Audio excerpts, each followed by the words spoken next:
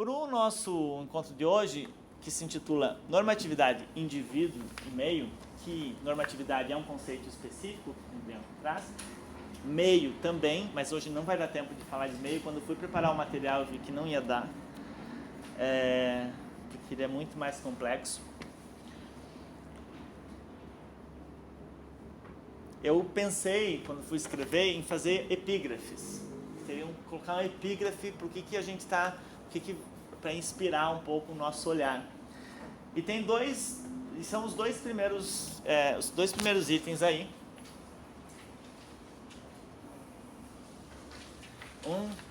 De um médico francês chamado... Eu não sei o que eu estou escrevendo, se vocês estão com isso aí. Bichat. Esse cara, ele é associado a uma vertente chamada vitalismo. Alguém já ouviu falar de vitalismo? O vitalismo que o Canguilhem está estudando e que está vendo nesse cara chamado Xavier Bichat é um cara que vai dizer assim: não tem como você reduzir, cientificizar, objetificar a vida. Não tem como você dizer cientificamente o que é um fenômeno de vida. Você não tem como estabelecer o que é a vida. Isso é um princípio que ele orientou todos os seus tratados de medicina. Nesse texto que está citado aqui, que é onde tem a frase mais famosa dele, chama Pesquisas Fisiológicas sobre a Vida e a Morte. Investigações, talvez, fisiológicas sobre a vida e a morte. De 1852, como vocês estão vendo aí. E esse cara foi enterrado, na sequência da história da medicina, por um outro tiozinho chamado Claude. Já falamos do Claude Bernard, não? Claude Bernard é considerado o pai da medicina experimental, moderna, como a gente conhece hoje. A gente fala de Hipócrates e tal, mas Hipócrates é um cara lá, né, tem o seu valor. A gente vai falar dele um pouquinho antes, mas o Claude Bernard é o cara que vai tentar cientificizar os fenômenos da vida. Então ele vai fazer uma espécie de antagonismo ao vitalismo e vai propor o que... Tem outra palavra, não estou lembrando agora, mas vamos chamar de mecanicismo. O Claude Bernard usa outra coisa, outra perspectiva. Então ele vai falar assim: não, me parece que sim, que é possível, embora eu não disponha de técnicas, instrumentos, conforme a ciência avança, etc., é possível que em algum momento eu consiga reduzir o fenômeno vital e dizer a vida é isso.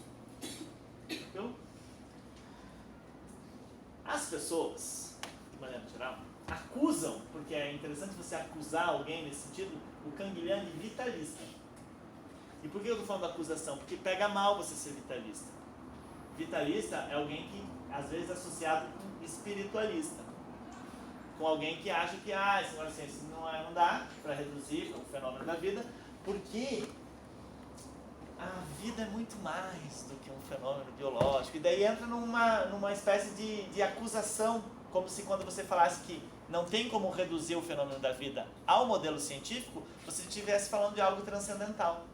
Não é isso que se diz, só se diz que não tem como reduzir a vida ao fenômeno. E aí vocês têm uma citação lá que ela é bem longa, está inteira em francês.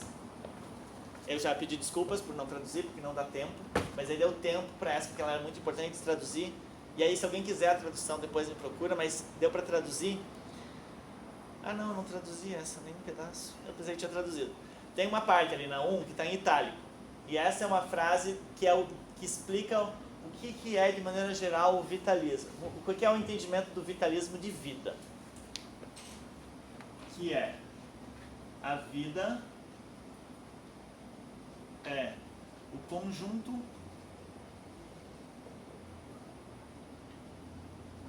de funções que resistem à morte.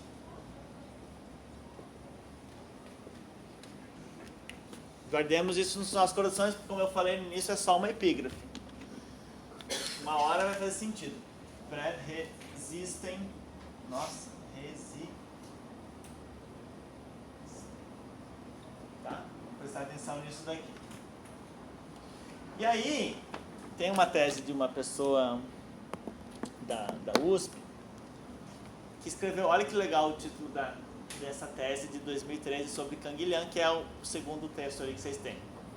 Clínica e Resistência, a Medicina Filosófica de Georges Canguilhem. E aí seria a segunda epígrafe que eu colocaria, isso que está citado aí, no número 2. Alguém poderia ler?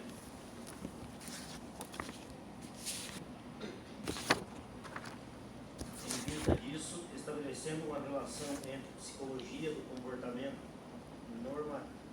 normalização do pensamento e controle das condutas sociais desviantes, inspirando na atitude de Spinoza, ele, Canguilhem, adota uma postura ético-política de resistência a tudo o que impede o exercício de nossa liberdade de pensar, que limita o aumento da potência do pensamento e cerceia nossos gestos de engajamento. Olhem que legal. O Canguilhem, no conjunto da sua obra, nesse trabalho dela, vai mostrar então que ele está preocupado em identificar noções da biologia, da ciência, da psicologia também, da medicina, que de algum modo impedem o exercício da liberdade de pensar, que limitam o aumento da potência do pensamento e cerceiam nossos gestos de engajamento. Como se existissem um conjunto de elementos, de conceitos científicos e verdades atribuídos a determinados campos de saber que limitassem isso que o Canguilhem vai entender por vida. Como um conjunto de coisas que estão resistindo a algo. Como um conjunto de coisas que estão resistindo à massificação, como um conjunto de coisas que estão resistindo a uma tentativa de enquadramento e de padronização. Isso a gente vai percebendo, e esse trabalho da Adriana Moreira mostra bem isso. E, enfim, é só uma epígrafe, então, para guardar nos nossos corações. Beleza? Alguém quer fazer algum comentário?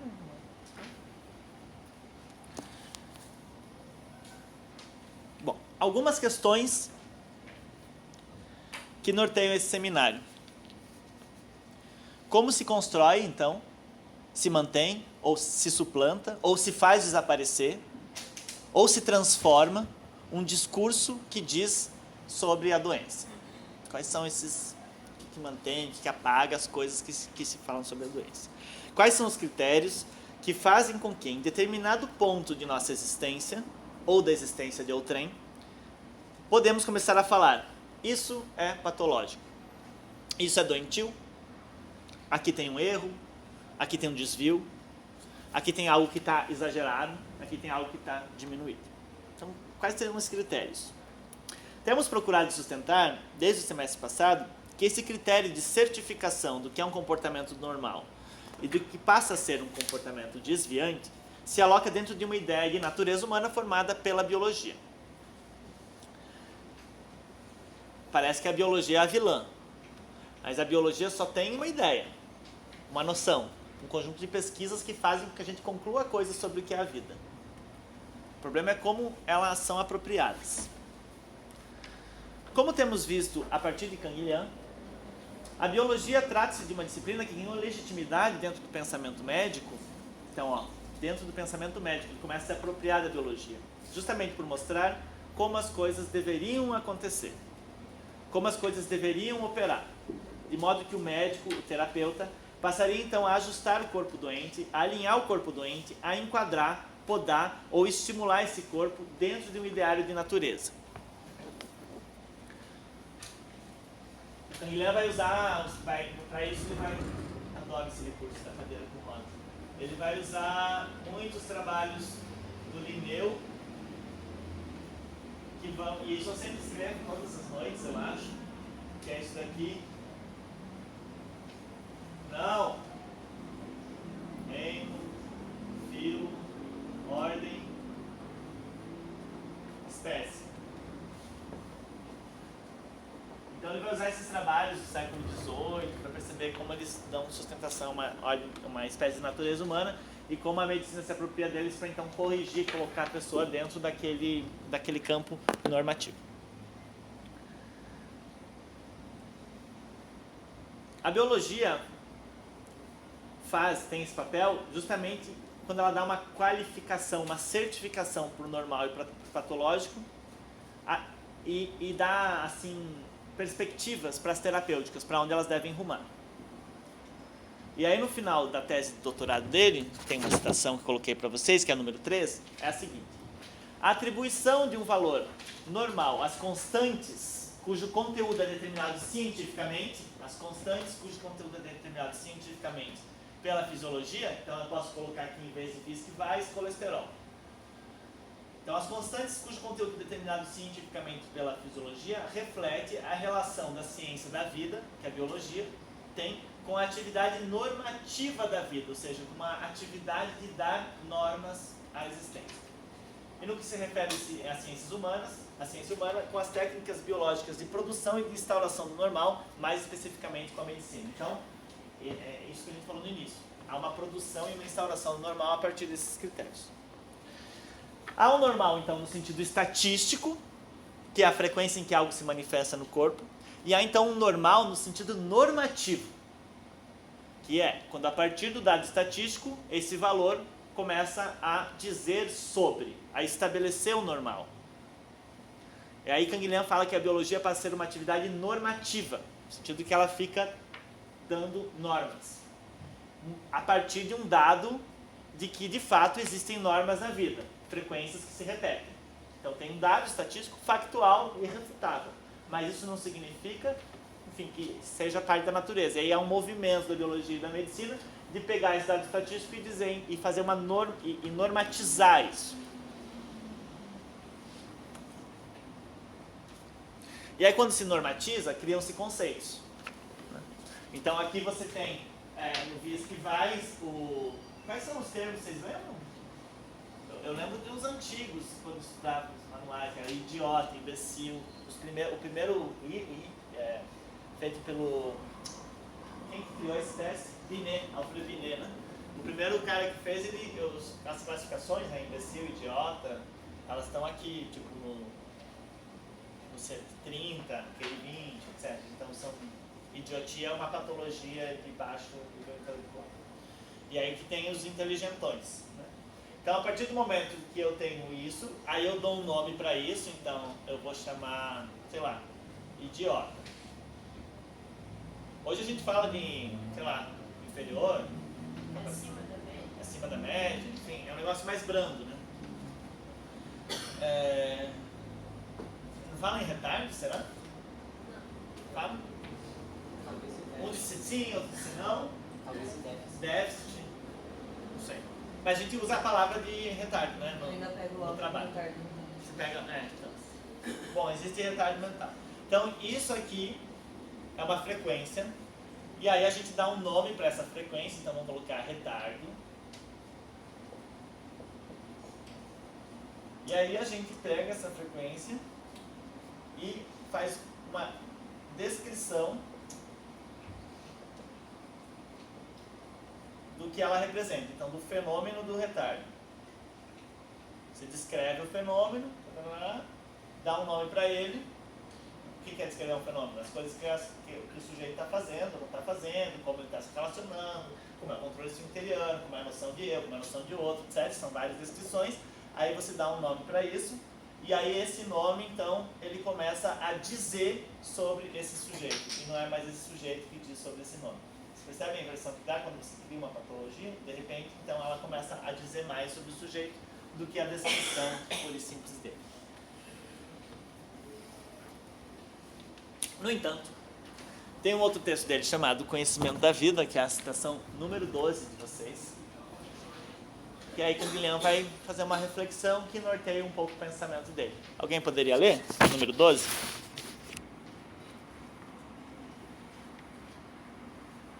Nada pode faltar a um vivente se admitirmos de bondade, também uma maneira de viver.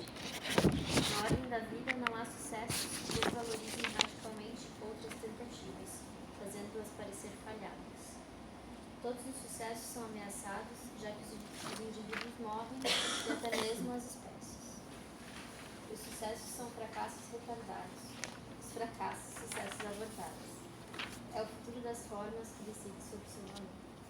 Por que você riu, Luísa, quando você não... Muito bom. É divertido, né? Porque vai mostrando, então, que o que é o sucesso ou o fracasso de uma forma não é o que ela se apresenta ali, mas é como ela é valorada a posteriori, no futuro dela. A criança que se agita na escola, aquilo é um sucesso ou um fracasso? Eu sempre achei um sucesso, mas a tendência é achar um fracasso.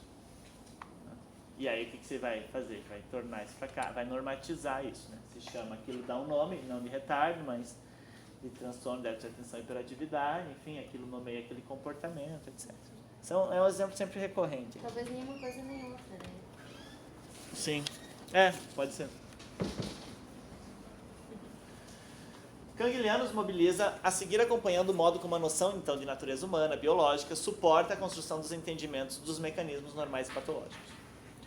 O modelo de natureza dado forneceria, então, na história da biologia, certa expectativa sobre o funcionamento dos indivíduos.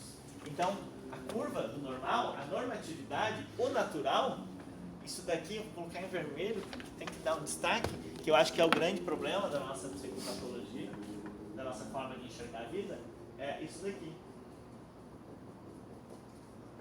Cria uma expectativa sobre como a coisa deve ser.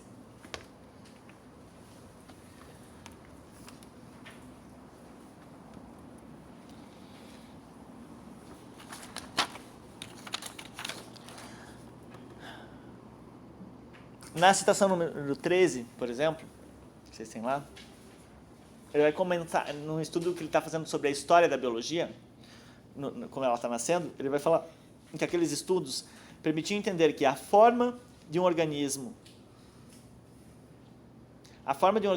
exprime-se numa constante aproximada, que é o que se verifica na maior parte dos casos. É o que nos autoriza a considerar a forma como uma norma em relação a qual a exceção é qualificada como a normalidade.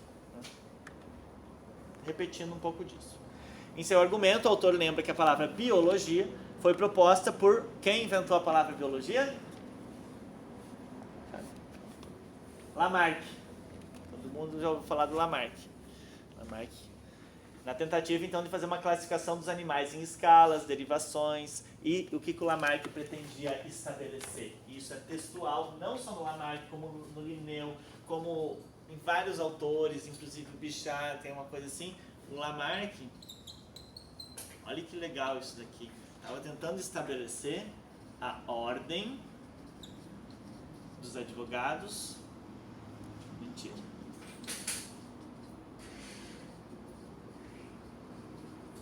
A ordem natural das coisas.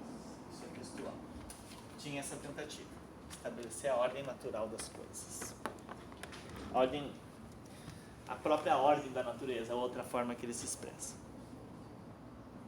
E aí esses caras, o Lamarck, tem outro cara que também deu o mesmo nome, ele é menos famoso.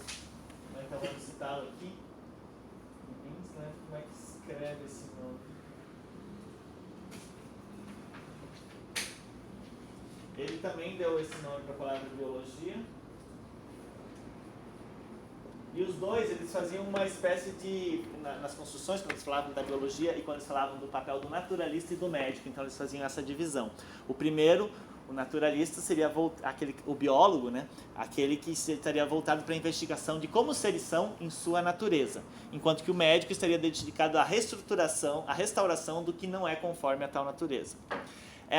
Esse tipo de análise, de comparação, ele aparece desde Aristóteles, quando ele vai falar do médico, do naturalista, aparece em outros autores. Então, a medicina seria uma espécie de arte de restauração da natureza. Esse seria o trabalho do médico.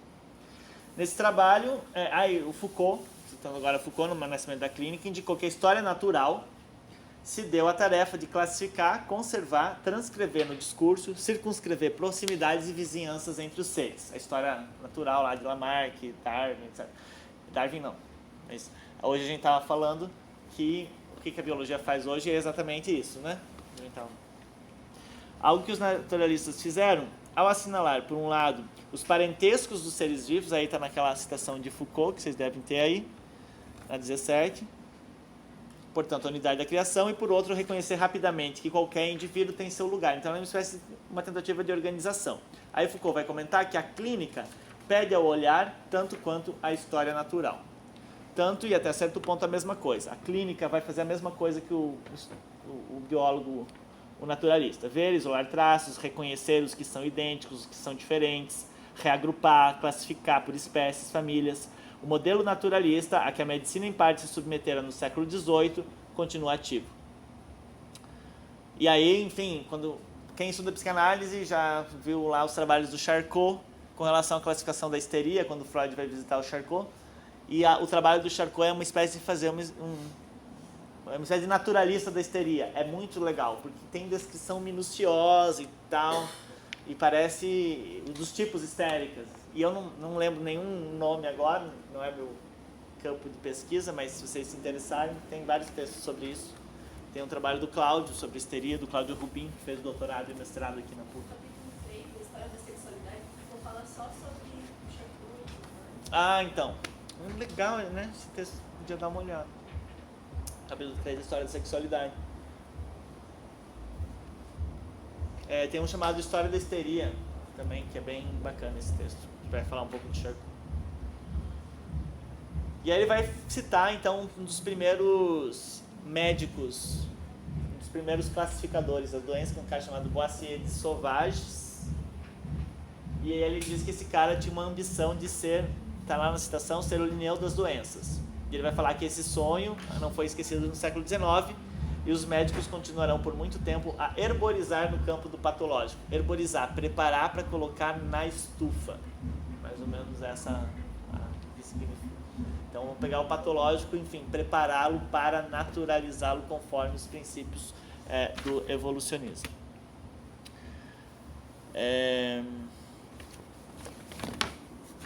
Eu trouxe para vocês, eu acho que eu mostrei no semestre passado esse livro do Boissier. Só para vocês não acharem que é tudo invenção.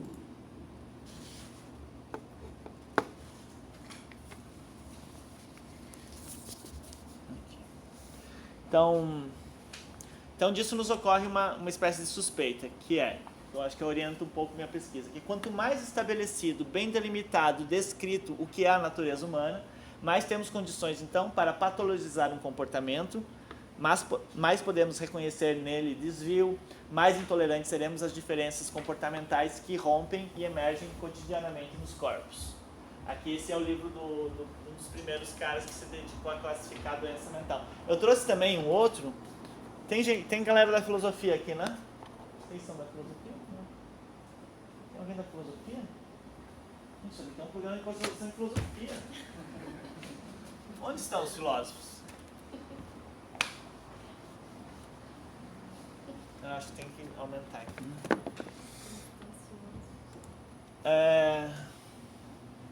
Tem um livro na filosofia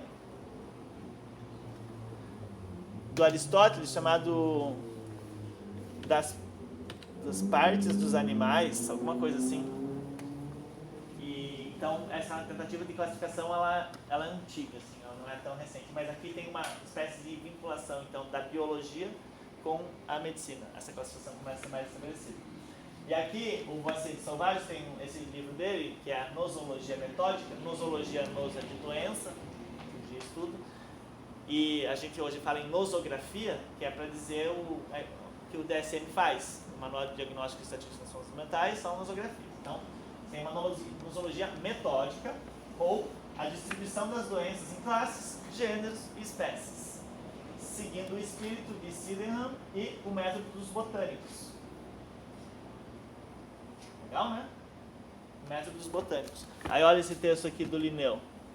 Sistema natural, ainda em latim, porque é bem antigo, dividido por por 3 reinos da natureza, né? Animal, vegetal. Eu não sei quais são exatamente os reinos que ele está utilizando aqui. Enfim, tem que ler latim, né? Segundo classes, ordens, gêneros e espécies. Então tem uma similaridade aí no modo de construir. Opa, aqui é segredo. Aqui, então, o nosso pai da psiquiatria moderna, o Pinel, já ouviram falar do Pinel? Que libertou os loucos, não é isso? Pinel é aquele que tipo, quebrou as correntes e falou, ó, tem gente que tá aqui no manicômio que é prostituta, tem gente que é delinquente, tem gente que é só velho e tem gente que é louca. Então, vamos organizar esse negócio aqui. E daí ele pegou e falou, ó, tem gente aqui que, enfim, está em outro estado mental que não pode ser comparado. Ele é importante por fazer isso e daí ele faz, então, uma nosografia para processos mentais. Então ele começa, então faz essa derivação e começa a pensar então na classificação então dos estados mentais. Manias, psicoses, histerias, obsessões, etc. Então esse é um aqui não. Mas era só para mostrar assim que existe assim uma lógica operando. Então a gente vai vendo essa associação gradativa. Tem trabalhos que mostram essa evolução também, mais específicos, que vão fazendo então essa associação do normal e do natural. Nesse sentido, aqui, ao invés de... O que a gente está tentando fazer? Ao invés de... E a gente falou um pouco isso de tarde no grupo de estudos. Ao invés de problematizarmos então as formas patológicas, o que nós problematizamos, ou a forma como se diz, os critérios, né? Tipo, critério da psicanálise, critério da humanista, critério da psiquiatria, critério da etnopsiquiatria. Ao invés de a gente ir ficar discutindo quais são os critérios, porque esse debate, enfim, ele acontece há muito tempo, a gente está pensando em refazer essa pergunta e problematizar outras coisas. Então, ao invés de problematizar as formas classificatórias patológicas, nós temos problematizado a ideia de natural, por vermos que nesse questionamento sobre o que deveria ou não ser natural, podemos começar a duvidar do que se diz patológico ou natureza patológica das coisas. Caso contrário, entraremos em querelas que acontecem em correntes filosóficas, médicas, psicanalíticas, etc. Eu acredito que ao final dessas problematizações é que teríamos possibilidade de ver na leitura tradicional do patológico, essa leitura que entende manifestações distintas da vida como doentias, desviantes e que devem ser corrigidas, nessas leituras tradicionais como se nelas houvesse uma espécie de engenharia para a negação, do desaparecimento, para a subjugação da diferença entre os seres e seus respectivos modos de existir. É como se esse modo de ler o patológico anulasse uma leitura ou outra desses corpos desviantes. O corpo que se agita, que deprime, que desafia, que é obsessivo, que é autista. Que parece então se sublevar e se insurgir contra a ordem do meio externo, do mundo ao seu redor. Então é um pouco em torno disso que a gente fica às voltas aqui.